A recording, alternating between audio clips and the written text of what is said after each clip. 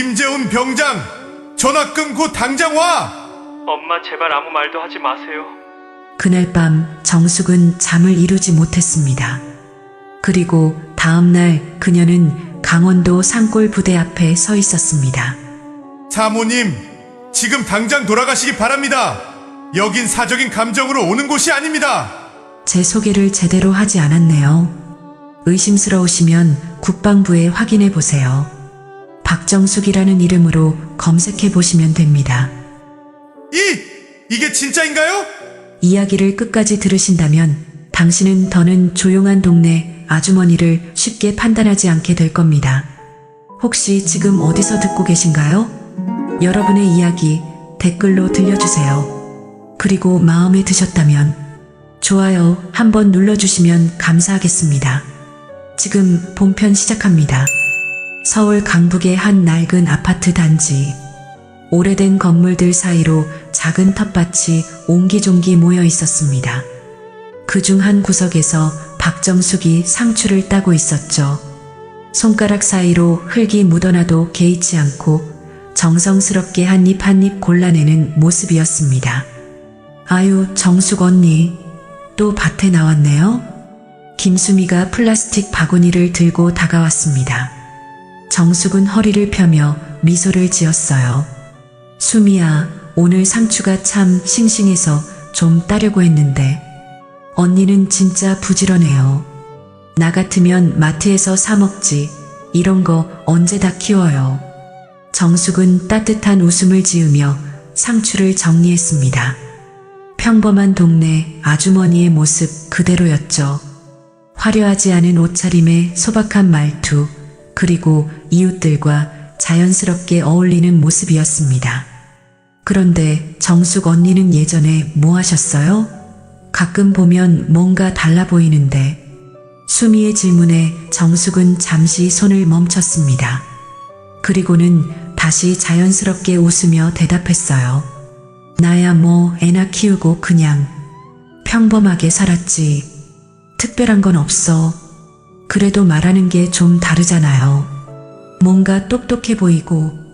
어제 관리사무소에서 층간소음 문제 해결할 때도 척척 법적 근거 같은 거 말씀하시던데.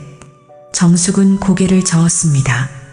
과거는 과거일 뿐 지금은 그저 평범한 노년을 보내고 싶었거든요. 아들 재훈이 군 복무를 마치고 돌아오면 함께 조용히 살아가는 것이 소원이었습니다. 아, 맞다. 정숙 언니 아들 재훈이 군대 갔다며요? 요즘 군대도 많이 좋아졌다던데 걱정 안 해도 될 것 같아요. 수미의 말에 정숙은 고개를 끄덕였습니다. 하지만 마음 한편으로는 왠지 모를 불안감이 스쳐 지나갔어요. 며칠 전 재훈이와 통화했을 때 목소리가 평소와 달랐거든요. 엄마, 저 괜찮아요. 걱정하지 마세요. 그때 재훈의 목소리가 떠올랐습니다. 분명히 밝게 말하려고 했지만 말끝마다 미묘한 떨림이 있었어요. 무언가를 숨기고 있는 것 같았죠. 정숙은 그런 미묘한 변화를 놓치지 않았습니다. 언니 괜찮아요? 수미가 걱정스럽게 물었습니다. 정숙이 갑자기 멍하니 허공을 바라보고 있었거든요. 아, 미안해. 잠깐 딴 생각을 했네. 정숙은 다시 미소를 지으며 상추를 바구니에 담았습니다. 하지만 마음속 불안감은 쉽게 사라지지 않았어요. 모성 본능이라고 할까요? 아들에게 무언가 일어나고 있다는 직감이 강하게 들었습니다. 그럼 언니, 저는 집에 가서 저녁 준비할게요. 아, 맞다. 내일 아파트 부녀회 모임 나오세요. 요즘 젊은 애들이 복도에서 담배 피우는 문제 때문에 한번 모여야 할 것 같아요. 응, 알았어. 수미야도 수고했어. 수미가 떠난 후 정숙은 혼자 텃밭에 남았습니다. 해가 서서히 지고 있었고 아파트 단지에 하나둘 불빛이 켜지기 시작했어요. 평범한 일상의 풍경이었지만 정숙의 마음은 편치 않았습니다. 집으로 돌아가는 길에 정숙은 핸드폰을 꺼냈습니다. 재훈이에게 전화를 걸어볼까 했지만 이미 면회 제한 시간이 지났을 거예요. 군대에는 엄격한 규정이 있다는 걸 알고 있었거든요. 작은 원룸으로 들어가서 정숙은 오래된 서랍을 열었습니다. 그 안에는 낡은 사진 몇 장과 함께 과거의 명함들이 정리되어 있었어요. 그 중 하나를 집어든 정숙의 손이 미묘하게 떨렸습니다. 국방부 수석 변호사 박정숙. 명함 위의 글자를 바라보며 정숙은 깊은 숨을 쉬었습니다. 그건 이미 오래전 일이었어요. 지금은 그저 평범한 어머니로 살고 싶었는데 왜 이런 불안감이 드는 걸까요? 서랍 깊숙한 곳에는 또 다른 물건들이 숨겨져 있었습니다. 두툼한 법전, 과거 사건 기록들, 그리고 한 장의 오래된 신문 스크랩. 신문 제목에는 군 내부 폭력 사건 최초 공개, 박정숙 변호사 용기 있는 고발이라고 적혀 있었어요. 정숙은 그 신문을 잠시 바라보다가 다시 서랍 안으로 밀어 넣었습니다.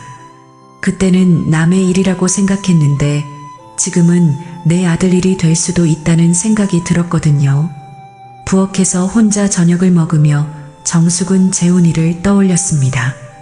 어릴 때부터 조용하고 내성적이었던 아들, 친구들과 어울리기보다는 혼자 책 읽기를 좋아했던 아이. 그런 재훈이가 군대라는 거친 환경에서 잘 적응하고 있을까요? 훈련은 힘들지만 괜찮아요. 동기들도 좋은 사람들이고요. 지난번 통화에서 재훈이가 한 말이었습니다. 하지만 그 말 속에서 정숙은 뭔가 다른 것을 느꼈어요. 마치 누군가에게 들키지 않으려고 조심스럽게 말하는 것 같았거든요. 밤 10시가 되어 정숙은 다시 핸드폰을 들었습니다. 이번에는 재훈이의 부대로 직접 전화를 걸어봤어요. 하지만 당직 하사관은 개인 전화는 받을 수 없다며 딱 잘라 말했습니다. 혹시 우리 아들 김재훈 상태는 어떤지 알 수 있을까요? 민간인에게는 부대 현황을 알려드릴 수 없습니다. 차갑고 공식적인 답변이었습니다. 정숙은 전화를 끊고 한참 동안 멍하니 앉아 있었어요. 뭔가 잘못되고 있다는 직감이 점점 강해졌습니다. 그날 밤 정숙은 잠을 이루지 못했습니다. 재훈이의 목소리가 계속 맴돌았고 무언가 잘못되고 있다는 직감이 점점 강해졌어요. 아들을 향한 어머니의 마음은 결코 거짓말을 하지 않았습니다. 새벽 2시 정숙은 침대에서 일어나 다시 서랍을 열었습니다. 그리고 그 안에서 낡은 다이어리 한 권을 꺼냈어요. 그 안에는 과거 자신이 담당했던 군 관련 사건들이 빼곡히 기록되어 있었습니다. 정말 만약에 내 아들에게 무슨 일이 생긴다면. 정숙은 중얼거리며 다이어리를 넘겼습니다. 그 안에는 군 내부 폭력 사건의 패턴과 은폐 방식들이 자세히 적혀 있었어요. 마치 지금 상황을 예견한 것처럼 말이죠. 며칠이 흘렀지만 정숙의 불안감은 사라지지 않았습니다. 평소 일주일에 한 번씩 걸려오던 재훈이의 전화가 이번 주는 없었거든요. 아무리 군대가 바쁘다고 해도 재훈이는 꼭 어머니에게 안부 전화를 드리는 아이였는데 말이죠. 토요일 저녁 정숙은 텔레비전을 보며 저녁을 먹고 있었습니다. 평소처럼 뉴스를 틀어놓고 있었는데 갑자기 핸드폰이 울렸어요. 발신자를 확인하니 재훈이었습니다. 여보세요, 재훈아? 엄마, 안녕하세요. 목소리가 평소보다 훨씬 작고 힘이 없었습니다. 정숙은 즉시 이상함을 느꼈어요. 왜 이렇게 목소리가 작니? 몸이 아픈 거야? 아니에요. 그냥 좀 피곤해서요. 훈련이 힘들어서. 재훈이는 억지로 밝게 말하려고 애쓰는 것 같았습니다. 하지만 말끝마다 떨리는 목소리를 숨길 수는 없었어요. 훈련? 무슨 훈련인데 그렇게 힘들어? 그냥 일반적인 군사훈련이에요. 엄마, 걱정하지 마세요. 정말 괜찮아요. 정숙은 재훈이의 말을 들으며 뭔가 이상하다는 생각이 들었습니다. 평소 재훈이라면 훈련 내용을 자세히 설명해주곤 했는데 오늘은 대답이 너무 간단했거든요. 재훈아, 엄마한테 무슨 일 있으면 꼭 말해야 한다. 알겠지? 엄마, 나 아무 말 하지 마요. 갑자기 재훈이의 목소리가 간절해졌습니다. 마치 누군가에게 들릴까봐 걱정하는 것 같았어요. 무슨 소리야? 왜 아무 말 하지 말라는 거야? 그냥 괜히 엄마가 걱정하실까 봐서요. 정말 아무것도 아니에요. 그때였습니다. 전화기 너머로 누군가의 고함 소리가 들렸어요. 김재훈, 전화 끊고 빨리 와. 거친 목소리였습니다. 재훈이가 놀란 듯 숨을 들이켰고 곧바로 전화가 끊어졌어요. 재훈아? 정숙은 다시 전화를 걸어봤지만 연결되지 않았습니다. 핸드폰을 든 손이 미세하게 떨렸어요. 방금 들은 목소리는 분명 훈련을 지시하는 간부의 목소리가 아니었습니다. 뭔가 화가 나서 윽박지르는 느낌이었거든요. 정숙은 거실을 왔다 갔다 하며 생각했습니다. 재훈이의 말투, 그 간절한 목소리, 그리고 마지막에 들린 고함 소리, 모든 것이 심상치 않았어요. 그날 밤 정숙은 잠들 수 없었습니다. 계속해서 재훈이의 목소리가 맴돌았고 뭔가 나쁜 일이 일어나고 있다는 확신이 들었어요. 새벽 3시가 되어서야 잠깐 눈을 붙였는데 꿈속에서도 재훈이가 도움을 요청하는 모습이 나타났습니다. 월요일 아침 정숙은 일찍 일어나 재훈이의 부대에 전화를 걸었습니다. 이번에는 부대 대표번호로 걸어서 정확한 상황을 알아보려고 했어요. 여보세요, 강원도 모 부대입니다. 안녕하세요. 저는 김재훈 병장의 어머니인데요. 아들 상태가 어떤지 알 수 있을까요? 잠시만요. 한참을 기다린 후 다른 목소리가 들렸습니다. 김재훈 병장의 어머니시군요. 저는 이상철 중대장입니다. 목소리가 차갑고 공식적이었습니다. 정숙은 직감적으로 이 사람이 문제의 핵심에 있다는 생각이 들었어요. 네, 중대장님. 제 아들이 요즘 전화 통화할 때 목소리가 이상해서 걱정이 되는데요. 아, 그거요? 훈련 중에 살짝 다친 게 있어서 그런 것 같습니다. 크게 걱정하실 일은 아니에요. 다쳤다고요? 어디를 다쳤는데요? 별거 아닙니다. 훈련 중에 넘어져서 약간 타박상 정도 입었어요. 이미 치료받았고 괜찮습니다. 이상철의 설명은 너무 간단했습니다. 정숙은 오랜 경험으로 이런 식의 대답이 진실을 숨기고 있을 가능성이 높다는 걸 알고 있었어요. 그럼 면회를 가도 될까요? 직접 아들 상태를 확인해 보고 싶어서요. 지금은 특별훈련 기간이라 면회가 제한되어 있습니다. 다음 주 정도 되어야 가능할 것 같은데요. 특별훈련이요? 무슨 특별훈련인가요? 군사기밀에 관련된 내용이라 자세히 말씀드리기 어렵습니다. 이해해 주시기 바랍니다. 이상철은 더 이상 대화를 이어가고 싶어 하지 않는 것 같았습니다. 정숙은 전화를 끊고 한참 동안 생각에 잠겼어요. 훈련 중 타박상? 특별훈련으로 면회 제한? 모든 게 너무 자기적이었습니다. 정숙은 과거 자신이 담당했던 사건들을 떠올렸어요. 군 내부에서 문제가 생겼을 때 사용하는 전형적인 은폐 방식이었거든요. 정숙은 서랍에서 과거 명함을 꺼내 바라봤습니다. 그리고 결심했어요. 더 이상 기다릴 수 없었습니다. 재훈아, 엄마가 간다. 정숙은 작은 여행 가방을 꺼내 필요한 물건들을 챙기기 시작했습니다. 옷가지 몇 벌과 함께 서랍 깊숙한 곳에 보관해 두었던 서류들도 함께 넣었어요. 과거 국방부에서 일할 때 사용했던 자료들이었습니다. 오후 2시 정숙은 집을 나섰습니다. 강원도까지 가는 버스표를 끊고 창밖을 바라보며 생각했어요. 혹시 자신의 판단이 틀렸을 수도 있지만 아들을 향한 어머니의 직감을 무시할 수는 없었습니다. 버스가 고속도로를 달리는 동안 정숙은 재훈이의 어린 시절을 떠올렸습니다. 아버지 없이 혼자 키운 아들, 항상 엄마를 생각해주는 착한 아이였어요. 그런 재훈이가 지금 어떤 상황에 처해 있는지 생각하니 가슴이 답답했습니다. 내 아들한테 무슨 일이 일어나고 있는 건지. 정숙은 창밖을 바라보며 중얼거렸습니다. 그리고 가방 안에 들어있는 과거 자료들을 생각했어요. 만약 정말로 재훈이에게 무슨 일이 생겼다면 이번에는 절대 그냥 넘어가지 않을 작정이었습니다. 강원도로 향하는 버스에서 내린 정숙은 택시를 타고 재훈이의 부대로 향했습니다. 산간 지역의 구불구불한 도로를 따라 올라가니 멀리 부대 건물들이 보였어요.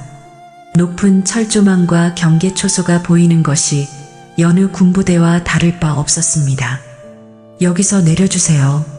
정숙은 부대 정문 앞에서 택시에서 내렸습니다. 작은 핸드백 하나만 들고 있는 모습이 평범한 면회객과 다를 바 없었어요. 하지만 정숙의 눈빛은 남달랐습니다. 오랜 법정 경험에서 나온 예리함이 스며 있었거든요.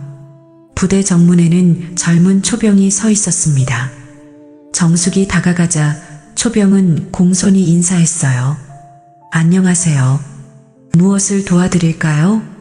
김재훈 병장 면회 왔습니다. 정숙은 신분증을 내밀며 말했습니다. 초병은 신분증을 확인한 후 면회 신청서를 건네주었어요. 신청서 작성해 주시고 잠시만 기다려 주세요. 신청서를 작성하는 동안 정숙은 부대 내부를 관찰했습니다.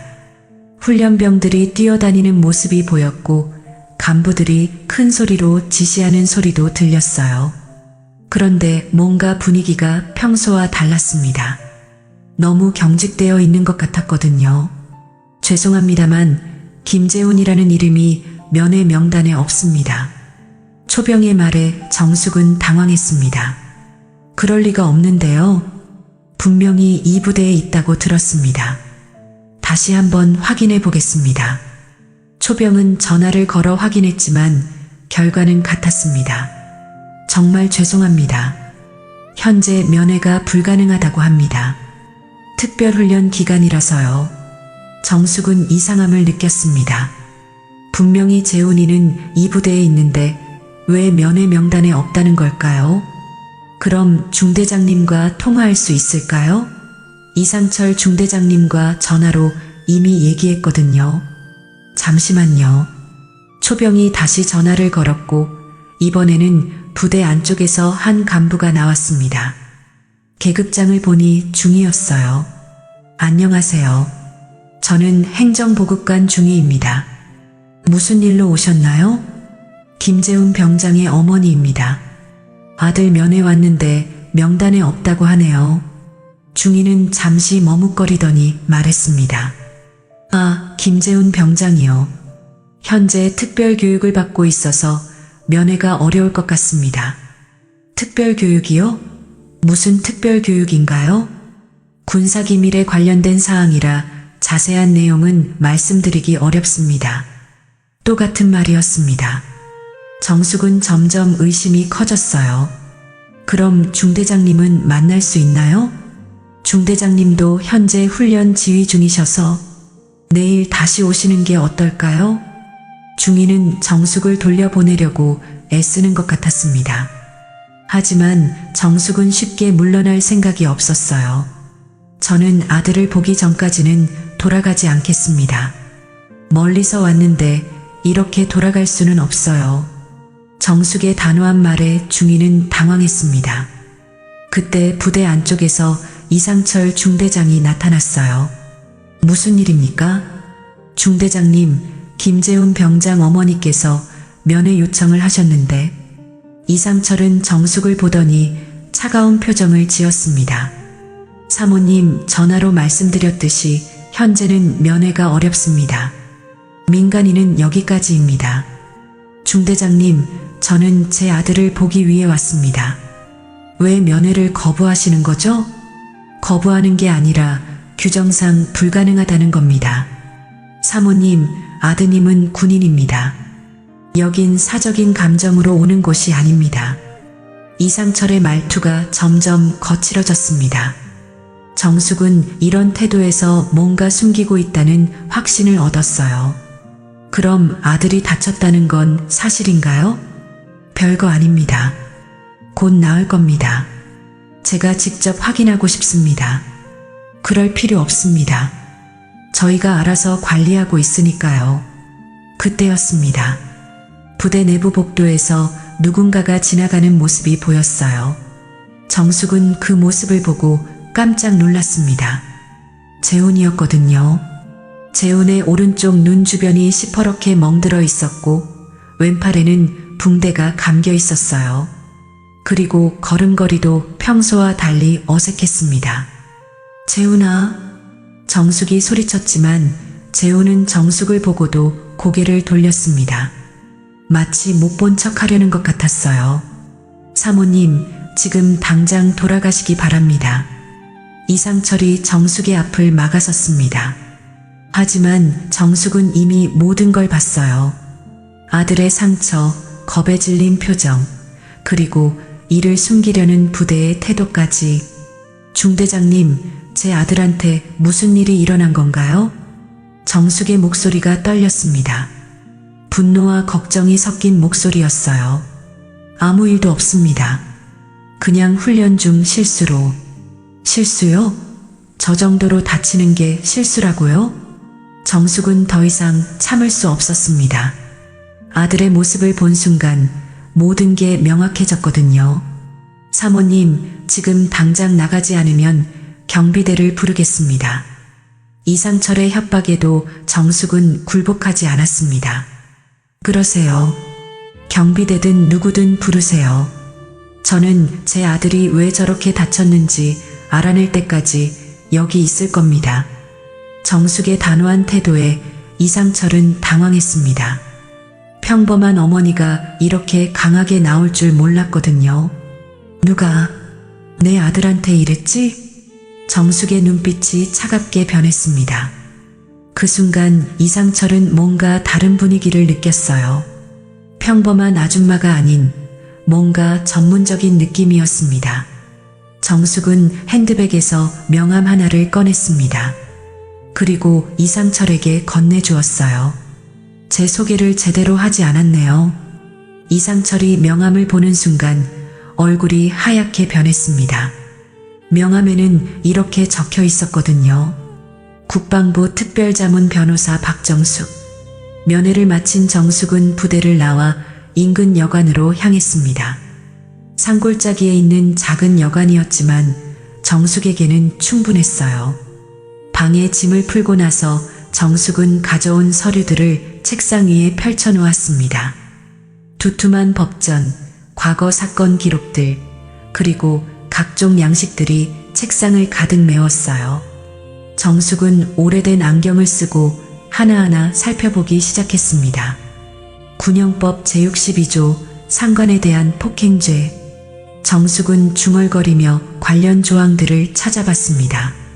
재훈이가 당한 일이 단순한 괴롭힘이 아니라 명백한 범죄라는 걸 법적으로 입증해야 했거든요. 여관 주인 아주머니가 차를 가져다주며 말했습니다. 손님, 무슨 일로 이런 산골까지 오셨어요? 보통 부대 면회객들은 당일에 돌아가시는데 좀 복잡한 일이 있어서요. 정숙은 미소를 지으며 대답했습니다. 여관 주인은 더 이상 묻지 않고 나갔어요. 정숙은 다시 서류 정리에 집중했습니다. 과거 자신이 담당했던 비슷한 사건들을 찾아보며 이번 사건에 적용할 수 있는 법적 근거들을 정리했어요. 최주영 상병, 상급자가 하급자를 폭행했다면 군형법 위반이야. 정숙은 노트에 요점들을 적어나갔습니다. 그리고 가방에서 낡은 명패를 꺼냈어요. 국방부 수석변호사 박정숙이라고 새겨진 명패였습니다. 이제 진짜로 써야 할 때가 왔구나. 정숙은 명패를 바라보며 깊은 숨을 쉬었습니다. 은퇴 후 평범하게 살려고 했는데 결국 다시 이 일을 하게 되었네요. 밤 11시가 되어서야 정숙은 모든 서류 정리를 마쳤습니다. 그리고 컴퓨터를 켜서 공식 문서를 작성하기 시작했어요. 문서 제목 폭행 사건 관련 민형사 책임 통보서. 정숙은 꼼꼼하게 문서를 작성했습니다. 재훈이가 당한 폭행의 구체적인 내용, 부대 측의 은폐 시도, 그리고 앞으로 취할 법적 조치들까지 상세히 기록했어요. 특히 마지막 부분에는 이렇게 적었습니다. 본 사건이 적절히 해결되지 않을 경우 관련자 전원에 대해 민사소송 및 형사고발을 진행할 예정임. 또한 국정감사 자료로 제출하여 군 내 폭력 실태를 공개할 것임. 문서 하단에는 국방부 특별자문 변호사 박정숙이라는 도장을 찍었습니다. 과거 국방부에서 일할 때 사용했던 공식 인장이었어요. 다음 날 아침 일찍 정숙은 부대로 향했습니다. 이번에는 어제와 달리 당당한 모습이었어요. 손에는 공식 문서가 들어있는 봉투를 들고 있었습니다. 부대 정문에서 정숙은 초병에게 말했습니다. 이상철 중대장에게 전달할 공문이 있습니다. 공문이요? 초병이 당황했습니다. 어제의 평범한 아줌마가 오늘은 공문을 들고 온 거예요. 네, 긴급 공문입니다. 즉시 전달해 주세요. 정숙은 봉투를 건네주며 말했습니다. 봉투 겉면에는 긴급, 친수 같은 글자가 빨간색으로 적혀 있었어요. 30분 후 부대 내부는 완전히 뒤집어졌습니다. 이상철 중대장은 문서를 읽고 또 읽어봤지만 믿기지 않았어요. 이 사람, 정말 국방부 사람이었어? 이상철은 급히 상급부대에 전화를 걸었습니다. 여보세요, 대대장님. 긴급 상황이 발생했습니다. 무슨 일인가? 박정숙이라는 변호사가 저희 부대에 공문을 보냈는데 국정감사 자료 제출까지 언급하고 있습니다. 전화 너머로 한동안 침묵이 흘렀습니다. 박정숙? 설마 그 박정숙 말인가? 그 박정숙이 누구시길래요? 아, 자네가 몰랐구나. 그 사람은 군 내부에서는 유명한 인물이야. 과거 군 형법 개정에 직접 참여했고 군 내 인권 침해 사건들을 여러 번 해결한 사람이지. 이상철의 얼굴이 하얗게 변했습니다. 그리고 한번 물고 늘어지면 끝까지 파는 스타일로도 유명해. 자네 부대에 무슨 문제가 있는 건가? 그게 병사 간 갈등이 좀 있었는데. 갈등? 그 정도로 박정숙이 나설 리가 없어. 뭔가 심각한 문제가 있는 거 아닌가? 대대장의 말에 이상철은 식은땀을 흘렸습니다. 상황이 자신이 생각했던 것보다 훨씬 심각해진 거예요. 지금 당장 정확한 상황을 파악하고 보고해. 그리고 그 박정숙 변호사와 제대로 대화해보라고. 전화를 끄는 이상철은 머리를 감쌌습니다. 어제까지만 해도 평범한 민원인 정도로 생각했던 정숙이 알고 보니 군 내부에서도 무시할 수 없는 인물이었던 거예요. 이상철은 급히 최주영 상병을 불러왔습니다. 최상병, 김재훈한테 뭘 했나? 별거 아닙니다. 그냥 좀 장난쳤을 뿐이에요. 장난? 지금 국정감사관까지 올라갈 수 있는 상황인데 장난이라고? 최주영의 얼굴이 굳었습니다. 그 정도일 줄은 몰랐습니다. 지금부터 김재훈한테 절대 손대지 마. 그리고 다른 병사들한테도 입 단단히 다물라고 해. 이상철은 다급하게 지시했습니다. 하지만 이미 늦었어요. 정숙은 모든 걸 파악하고 있었고 법적 대응까지 준비한 상태였거든요. 한편 여관에서 정숙은 재훈이에게 전화를 걸었습니다. 재훈아, 엄마야. 엄마, 뭔가 부대 분위기가 이상해졌어요. 간부들이 다 예민해하고. 걱정하지 마. 엄마가 모든 걸 해결할 거야.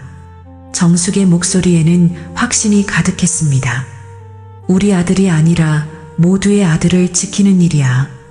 이번에는 절대 그냥 넘어가지 않을 거야. 정숙은 창밖을 바라보며 말했습니다. 멀리 부대 건물들이 보였어요. 곧 저 안에서 큰 변화가 일어날 거라는 걸 정숙은 알고 있었습니다. 정숙의 공문이 부대에 전달된 지 이틀 후 본격적인 조사가 시작되었습니다. 상급 부대에서 조사관들이 내려왔고 부대 전체가 긴장 상태에 빠졌어요. 이상철 중대장은 더 이상 상황을 통제할 수 없다는 걸 깨달았습니다. 정숙은 여관에서 조사 진행 상황을 지켜보고 있었어요. 부대 관계자들로부터 수시로 연락이 왔지만 정숙은 신중하게 대응했습니다. 사모님, 저희가 자체적으로 해결하겠습니다. 큰 문제로 만들지 마시죠. 이상철이 다시 한번 부탁했지만 정숙의 대답은 단호했어요. 중대장님, 이미 큰 문제예요. 제 아들만의 문제가 아니라는 걸 아시잖아요. 조사 과정에서 놀라운 사실들이 드러나기 시작했습니다. 최주영 상병의 폭행이 재훈이에게만 국한된 게 아니었거든요. 다른 후임병들도 비슷한 피해를 당하고 있었어요. 조사관이 정숙에게 중간 보고를 했습니다. 변호사님, 상황이 생각보다 심각합니다. 최주영 상병이 지속적으로 여러 병사들을 괴롭혀왔다는 증언이 나오고 있어요. 역시 그렇군요. 이런 일은 우발적으로 일어나지 않아요. 정숙은 예상했다는 듯 고개를 끄덕였습니다. 그런데 문제는 다른 병사들이 증언을 꺼려한다는 겁니다. 보복이 두렵다고 하네요. 이 말을 들은 정숙은 직접 부대로 향했습니다. 이번에는 조사관과 함께 공식적인 면담을 진행하기로 했어요. 부대 회의실에서 정숙은 여러 병사들을 만났습니다. 처음에는 모두 입을 다물고 있었지만 정숙이 직접 나서자 분위기가 바뀌었어요.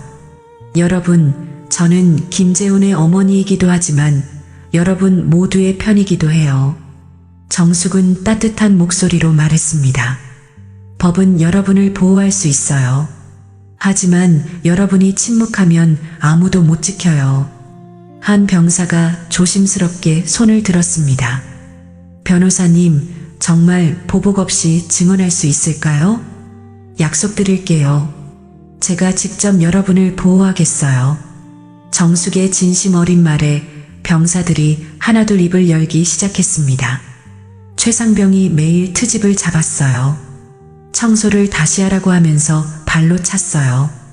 저는 얼차례를 받다가 실신한 적도 있어요. 김재훈 형이 저희를 보호하려다가 더 심하게 당했어요. 증언들이 쏟아졌습니다. 최주영의 폭행이 단순한 선후임 갈등을 넘어선 조직적인 괴롭힘이었다는 게 드러났어요. 정숙은 각 증언을 꼼꼼히 기록했습니다. 그리고 재훈이가 다른 후임들을 보호하려다가 더 큰 피해를 당했다는 사실도 알게 되었어요. 재훈이가 그랬구나. 정숙은 아들이 자랑스러우면서도 안쓰러웠습니다. 남을 도우려다가 본인이 더 큰 상처를 받은 거였거든요. 한편 최주영 상병은 조사실에서 계속 부인하고 있었습니다. 그냥 장난이었을 뿐입니다. 군대에서는 흔한 일 아닌가요? 하지만 여러 병사들의 일치된 증언 앞에서 그의 주장은 설득력을 잃어갔어요. 조사관이 정숙에게 말했습니다. 변호사님, 충분한 증거가 확보되었습니다. 이제 징계 절차에 들어가면 될 것 같은데요. 징계만으로는 부족해요. 정숙의 대답에 조사관이 의외라는 표정을 지었습니다. 형사처벌까지 가야 합니다. 이런 일이 다시 일어나지 않도록 확실한 본보기를 보여야 해요. 정숙은 단호했습니다. 단순한 내부 징계로 끝낼 일이 아니었거든요. 그날 저녁 정숙은 재훈이와 다시 만났습니다. 재훈이는 여전히 죄책감에 시달리고 있었어요. 엄마, 다른 후임들 때문에 이렇게 커진 것 같아서 미안해요. 미안할 게 뭐 있어? 내가 후임들을 지키려고 한 거잖아. 정숙은 재훈이의 손을 잡으며 말했습니다. 엄마가 변호사라는 걸 왜 이제야 알았어요? 재훈이의 질문에 정숙은 미소를 지었어요. 너를 평범하게 키우고 싶었거든. 하지만 지금은 달라. 엄마가 아니어도 누군가는 이 얘기를 바로잡았을 거야. 재훈이는 고개를 끄덕였습니다. 그제야 어머니의 마음을 이해할 것 같았어요. 엄마, 앞으로 어떻게 되는 거예요? 최주영은 구속될 거야. 그리고 이상철 중대장도 감독 책임을 져야 할 거고. 정숙의 말에 재훈이가 놀랐습니다. 중대장님도요? 당연하지. 이런 일이 일어나는 걸 알고도 방치했으니까. 정숙은 창밖을 바라보며 계속 말했습니다. 이제 시작이야, 재훈아. 진짜 변화는 이제부터야. 며칠 후 부대 내에서는 큰 변화가 일어났습니다.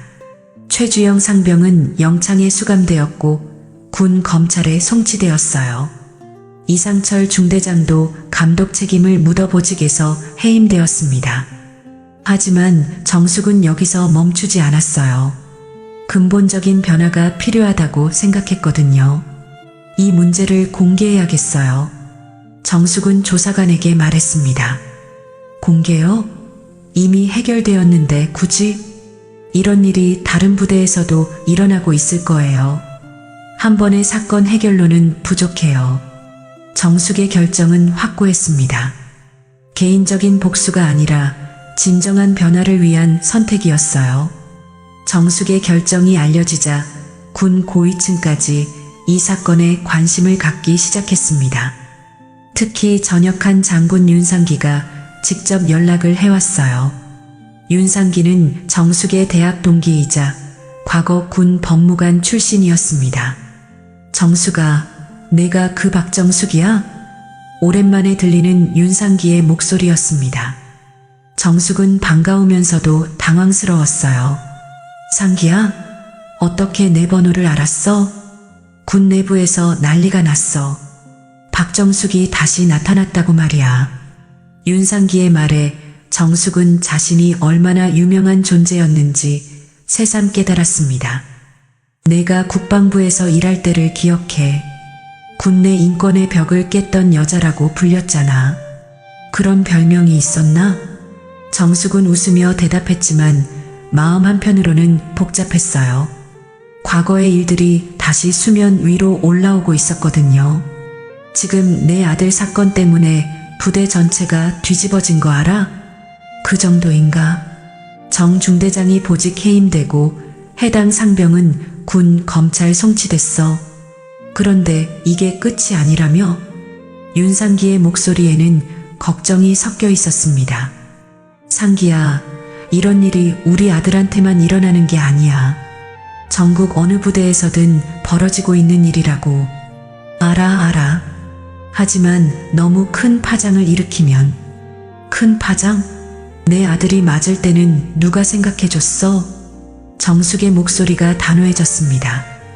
윤상기는 정숙의 성격을 잘 알고 있었어요. 한번 결심하면 끝까지 가는 사람이었거든요. 알았어. 그럼 내가 도와줄게. 하지만 조심해야 해. 왜? 군 내부에도 이런 변화를 원하지 않는 사람들이 있어. 내가 나서면 그들이 가만히 있지 않을 거야. 윤상기의 경고에도 불구하고 정숙의 마음은 변하지 않았습니다. 그런데 며칠 후 정숙이 우려했던 일이 벌어졌습니다. 증언했던 병사들에게 보복이 시작된 거예요. 재훈이로부터 급한 전화가 왔습니다. 엄마, 큰일 났어요. 증언했던 후임들이 괴롭힘을 당하고 있어요. 뭐라고? 구체적으로 어떻게? 최 상병과 친한 선임들이 고자질했다며 트집을 잡고 있어요. 특히 김 병장이 제일 심해요. 정숙은 즉시 부대로 향했습니다. 새로운 중대장 대리를 만나 항의했어요. 중대장님, 증언자들에 대한 보복이 일어나고 있다는데 사실인가요? 그런 일은 없을 겁니다. 저희가 철저히 관리하고 있어요. 하지만 정숙은 믿지 않았습니다. 직접 증언했던 병사들을 다시 만나기로 했어요. 면회실에서 만난 병사들의 표정이 며칠 전과 완전히 달랐습니다. 겁에 질린 모습이었어요. 무슨 일이 있었나요? 정숙이 조심스럽게 물었습니다. 변호사님, 저희 때문에 부대가 더 복잡해지는 것 같아요. 한 병사가 떨리는 목소리로 말했습니다. 김 병장이 저희한테 계속 왜 쓸데없는 말을 했냐고 협박해요. 그리고 앞으로 더 힘들어질 거라고 위협하고요. 병사들의 증언에 정숙은 분노가 치밀었습니다. 여러분, 이런 협박 때문에 진실을 숨겨서는 안 돼요. 하지만 변호사님이 떠나시면 저희는 여기 남아야 해요. 더 괴롭힘을 당할 텐데. 병사들의 걱정이 현실적이었습니다. 정숙은 더 구체적인 대안을 제시해야 한다고 생각했어요. 법은 여러분을 보호할 수 있어요. 하지만 여러분이 침묵하면 아무도 못 지켜요. 정숙은 단호하게 말했습니다. 제가 직접 보복행위에 대해서도 신고하겠어요. 그리고 여러분을 위한 보호 조치도 요청하겠고요. 정말 그럴 수 있나요? 물론이에요. 증언자 보호는 법으로 보장된 권리예요. 정숙의 확신에 찬 말에 병사들이 조금씩 안심하는 표정을 지었습니다. 그리고 무엇보다 이런 보복행위 자체가 여러분 증언이 진실이라는 것을 증명하는 거예요. 정숙은 즉시 추가 신고서를 작성했습니다. 증언자에 대한 보복과 협박도 별도의 사건으로 다루어야 한다고 주장했어요. 김 병장과 다른 가해자들도 모두 처벌받을 거예요. 절대 그냥 넘어가지 않겠어요. 며칠 후 정숙의 추가 신고로 인해 보복에 가담한 병사들도 조사를 받게 되었습니다. 이 소식이 부대에 퍼지자 분위기가 완전히 바뀌었어요. 이제 함부로 보복할 수 없다는 걸 알게 됐어요. 재훈이가 정숙에게 전화로 말했습니다. 변호사님이 정말 무서운 분이라는 소문이 퍼졌어요. 좋은 의미로요. 정숙은 웃었습니다. 무서워서 말을 못하는 게 아니라 정의가 살아있다는 걸 보여주고 싶었거든요. 그날 오후 정숙은 윤상기와 다시 통화했습니다. 정숙아, 내 소문이 벌써 국방부까지 올라갔어. 어떤 소문? 증언자 보복까지 막아낸다는 소문. 그 여자가 박정숙이야? 라는 말이 나돌고 있어. 윤상기의 말에 정숙은 뿌듯했습니다. 이제 진짜 변화가 시작되는 것 같아. 그런데 정숙아, 이 일이 더 커질 것 같은데 괜찮겠어? 괜찮아. 아니, 더 커져야 해. 이런 일이 다른 부대에서도 계속 일어나고 있잖아. 정숙의 결의는 더욱 확고해졌습니다. 그날 저녁 정숙은 처음으로 눈물을 흘렸습니다. 하지만 슬픔의 눈물이 아니었어요. 드디어 해낼 수 있을 것 같다는 안도감의 눈물이었습니다. 지금 폭로합니다. 정숙은 거울 앞에서 중얼거렸습니다. 내일은 언론에 공식 발표할 예정이었어요. 개인적인 사건이 아니라 대한민국 모든 병사를 위한 싸움으로 확대될 시간이었습니다. 핸드폰에는 여러 언론사에서 인터뷰 요청이 쏟아지고 있었습니다. 정숙은 그중 가장 신뢰할 만한 매체를 선택했어요. 진실을 정확히 전달해 줄 수 있는 곳으로 말이죠. 내일부터는 정말 다른 세상이 될 거야. 정숙은 창밖을 바라보며 다짐했습니다. 아들을 지키는 어머니에서 모든 병사를 지키는 변호사로 돌아온 순간이었어요.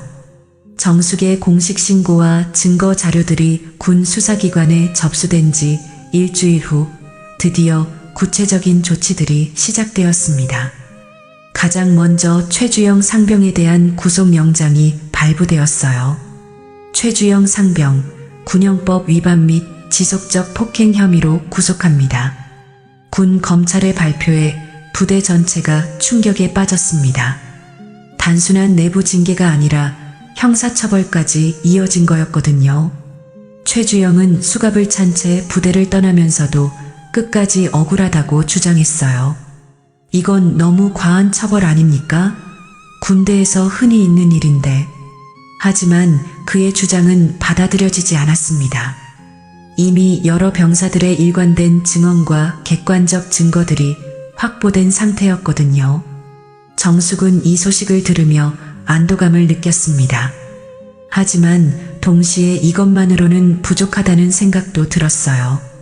이제 중대장도 책임을 져야 해. 정숙의 예상대로 며칠 후 이상철 중대장에게도 징계 통보가 내려졌습니다. 감독 책임을 묻는 것이었어요. 이상철 중대장, 부하관리 부실 및 사건 은폐 시도로 인해 보직에서 해임하며 정직 3개월 처분합니다. 이상철은 이 결정에 항의했지만 소용없었습니다. 저는 몰랐습니다. 최상병이 그런 일을 할 줄은. 몰랐다는 게 변명이 될 수 있습니까? 중대장으로서 부하들을 제대로 관리하지 못한 책임이 있습니다. 상급 부대의 조사관은 냉정하게 말했습니다. 그리고 김재훈 병장 어머니가 처음 신고했을 때도 제대로 대응하지 않고 은폐하려 했잖습니까? 이상철은 더 이상 할 말이 없었습니다. 모든 과정이 녹음되고 기록되어 있었거든요. 이 모든 조치가 끝난 후 정숙은 더 큰 결심을 했습니다. 이제 이 문제를 사회 전체에 알려야 할 때라고 생각했어요. 지금 폭로합니다. 정숙은 서울의 한 호텔에서 기자회견을 열기로 했습니다. 윤상기가 주선해준 장소였어요. 아침 일찍부터 각종 언론사 기자들과 카메라가 몰려들었습니다. 정숙은 검은색 정장을 입고 차분하게 준비했어요. 손에는 두툼한 자료집이 들려 있었습니다. 지난 며칠간 정리한 모든 증거와 증언들이 담겨 있었거든요. 변호사님, 준비되셨나요? 행사 진행자가 물었습니다. 정숙은 고개를 끄덕이며 연단으로 향했어요. 기자회견장이 조용해졌습니다. 모든 기자들이 정숙을 주목하고 있었거든요. 플래시가 터지고 카메라가 돌아가기 시작했습니다. 안녕하세요. 저는 박정숙입니다. 정숙의 첫마디에 기자회견장이 더욱 조용해졌어요. 국선 변호사요? 아니요. 전 국방부 수석 변호사였습니다. 기자석이 술렁이기 시작했습니다. 예상보다 더 큰 반향이었어요. 오늘 이 자리에 선 이유는 제 아들이 군 복무 중 폭행을 당했기 때문입니다. 하지만 여러분, 제 아들이 아니라 대한민국 모든 병사를 지키는 일입니다. 정숙은 자료집을 들어보이며 계속 말했습니다. 방금 전까지도 가해자는 구속되었고 책임자는 징계를 받았습니다. 하지만 이것만으로는 부족합니다. 한 기자가 손을 들었습니다. 구체적으로 어떤 문제가 있다고 보시나요? 군 내부 시스템의 부실과 폭력 은폐 문제입니다. 정숙은 조목조목 밝혀내기 시작했어요. 첫째, 이런 폭행 사건이 발생했을 때 부대에서는 먼저 숨기려고 합니다. 둘째, 피해자나 가족이 신고해도 훈련 사고로 축소하려 해요. 셋째, 증언자들에 대한 보복도 버젓이 일어납니다. 기자들이 열심히 받아적기 시작했습니다. 이번 사건만 해도 처음에는 훈련 중 실수라고 했습니다. 제가 신분을 밝히고 법적 조치를 취하겠다고 하니까 그제야 제대로 조사가 시작됐어요. 정숙의 목소리에 힘이 들어갔습니다. 만약 제가 평범한 어머니였다면 제 아들의 폭행 사실은 영원히 묻혔을 겁니다. 또 다른 기자가 질문했습니다. 앞으로 어떤 변화를 원하시나요? 근본적인 시스템 개선입니다. 정숙은 준비해온 개선안을 발표했어요. 첫째, 군내 폭력 사건에 대한 독립적인 수사기관이 필요합니다. 둘째, 가해자에 대한 엄중한 처벌이 일관되게 이루어져야 해요. 셋째, 피해자와 증언자를 보호하는 시스템을 강화해야 합니다. 그리고 무엇보다 중요한 것은 정숙은 잠시 멈췄다가 힘주어 말했습니다. 이런 일이 발생했을 때 은폐하지 말고 투명하게 처리하는 문화를 만드는 것입니다. 기자회견 중간에 한 기자가 예상치 못한 질문을 했어요. 혹시 개인적인 원한이 섞여 있는 건 아닌가요? 정숙은 잠시 조용해졌다가 대답했습니다. 제가 과거 국방부에서 일할 때 비슷한 사건들을 많이 봤습니다. 그때마다 안타까웠지만 이번에는 제 아들 일이었어요. 정숙의 목소리가 약간 떨렸습니다. 어머니로서는 당연히 화가 나죠. 하지만 변호사로서는 이것이 개인의 문제가 아니라 시스템의 문제라는 걸 알고 있어요. 기자회견이 끝날 즈음 정숙은 마지막 메시지를 전했습니다. 모든 어머니들께 말씀드리고 싶어요. 우리 아이들이 군대에서 안전하게 복무할 수 있도록 함께 목소리를 내시기 바랍니다. 그리고 군 간부들께도 당부드려요. 이런 일이 발생했을 때 숨기지 말고 투명하게 처리해 주세요. 그것이 진정한 군의 명예를 지키는 길입니다. 기자회견이 끝난 후 정숙은 개별 인터뷰도 진행했습니다. 각 언론사마다 조금씩 다른 질문을 했지만 정숙의 답변은 일관되었어요. 이 문제 해결을 위해 어디까지 가실 건가요? 끝까지요. 진정한 변화가 일어날 때까지요. 기자회견 소식은 즉시 전국으로 퍼졌습니다. 저녁 뉴스의 메인 기사가 되었고 인터넷에는 지지와 응원의 댓글이 쏟아졌어요. 그날 밤 재훈이로부터 전화가 왔습니다. 엄마, 기자회견 봤어요. 정말 멋있었어요. 고마워, 재훈아. 이제 정말 변할 것 같아요. 부대 분위기도 완전히 달라졌어요. 정숙은 미소를 지었습니다. 이제 진짜 변화가 시작될 것 같았어요. 기자회견이 끝난 지 한 달 후 정숙의 예상대로 큰 변화들이 일어나기 시작했습니다. 국정감사에서 이 사건이 주요 안건으로 다뤄졌고 국방부는 군내 폭력 방지를 위한 종합대책을 발표했어요. 가장 먼저 눈에 띄는 변화는 재훈이가 있는 부대였습니다. 새로 부임한 중대장은 완전히 다른 방식으로 부대를 운영했어요. 앞으로 우리 부대에서는 어떤 형태의 폭력도 용납하지 않겠습니다. 새 중대장의 첫 훈화였습니다. 그리고 문제가 생기면 즉시 보고하고 투명하게 처리하겠습니다. 숨기거나 은폐하는 일은 절대 없을 것입니다. 병사들의 표정이 밝아졌어요. 이제는 안심하고 복무할 수 있을 것 같았거든요. 재훈이는 정숙에게 전화를 걸어 근황을 알려줬습니다. 엄마, 부대가 완전히 달라졌어요. 이제는 정말 서로 존중하는 분위기예요. 다행이다. 그래야 정상이지. 그리고 엄마 덕분에 저도 뭔가 깨달은 게 있어요. 재훈이의 목소리에 진지함이 묻어났습니다. 뭘 깨달았는데? 정의를 위해 용기 내는 게 얼마나 중요한지 알았어요. 엄마, 나 군 법무관이 되고 싶어요. 정숙은 잠시 말을 잇지 못했습니다. 아들의 변화에 놀랐거든요. 정말이야? 네. 엄마처럼 억울한 사람들을 도와주고 싶어요. 군대에서 이런 일이 다시는 일어나지 않도록 하고 싶고요. 정숙의 눈가에 눈물이 맺혔습니다. 아들이 단순히 피해자로 끝나는 게 아니라 더 나은 세상을 만들고자 하는 의지를 갖게 된 거였어요. 재훈아, 엄마가 저한테 보여주셨잖아요. 용기 있게 맞서면 세상을 바꿀 수 있다는 걸. 정숙은 작은 미소를 지었습니다. 늦지 않았어. 이젠 너의 싸움이야. 며칠 후 정숙은 국방부 인권 캠페인 포스터 촬영 제안을 받았어요. 군내 인권 보호의 상징적인 인물로 참여해달라는 요청이었습니다. 저 같은 사람이 포스터에 나와도 될까요? 물론입니다. 변호사님이야말로 군 인권 보호의 실질적인 변화를 이끌어낸 분이시잖아요. 담당자의 말에 정숙은 수락했습니다. 개인적인 명예를 위해서가 아니라 더 많은 사람들에게 메시지를 전달하기 위해서였어요. 포스터 촬영 당일 정숙은 단정한 옷차림으로 스튜디오에 나타났습니다. 평범한 어머니의 모습이었지만 눈빛만은 강인했어요.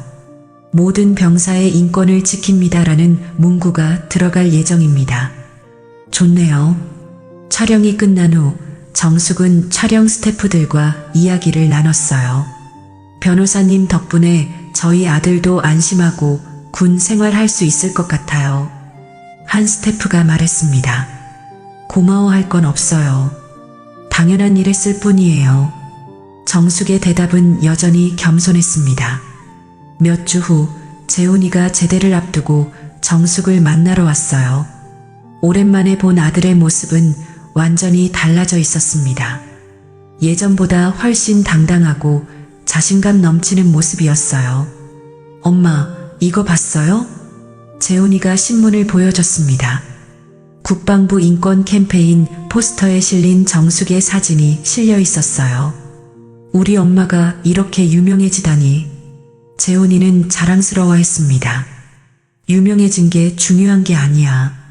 정말 변화가 일어나고 있다는 게 중요하지. 맞아요. 실제로 군대가 많이 바뀌었어요. 이제는 폭력 사건이 발생하면 즉시 신고되고 투명하게 처리돼요. 재훈이의 말에 정숙은 뿌듯했습니다. 그리고 엄마, 저 정말로 법대 진학해서 군 법무관 되고 싶어요. 그래, 내가 하고 싶다면 엄마가 도와줄게. 정숙은 아들의 손을 잡으며 말했습니다.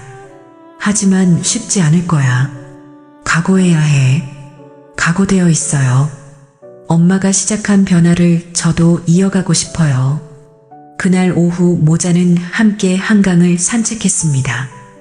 햇살이 따뜻하게 내리쬐는 평화로운 오후였어요. 엄마, 그때 용기 내줘서 고마워요. 재훈이가 갑자기 말했습니다. 만약 엄마가 그냥 넘어갔다면 지금도 그런 일들이 계속 일어났을 거예요. 재훈아, 엄마는 내가 더 자랑스러워. 그 힘든 상황에서도 다른 후임들을 보호하려고 했잖아. 정숙은 아들을 바라보며 미소 지었습니다. 이제 진짜 시작이야. 너와 같은 젊은 사람들이 더 나은 세상을 만들어가는 거지.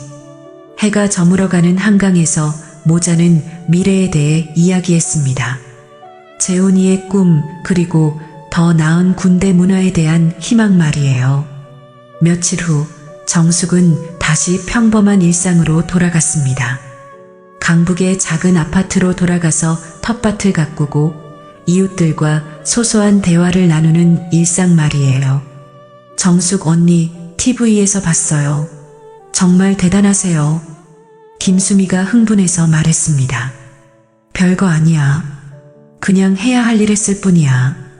정숙은 여전히 겸손했습니다. 그래도 언니 덕분에 우리 조카도 안심하고 군대 갈 수 있을 것 같아요. 이웃들의 반응을 보며 정숙은 자신이 한 일의 의미를 새삼 느꼈어요. 개인의 문제로 시작된 일이 사회 전체의 변화로 이어진 거였습니다. 저녁이 되어 정숙은 작은 원룸에 앉아 창밖을 바라봤습니다. 평범한 일상 속에서도 마음은 따뜻했어요.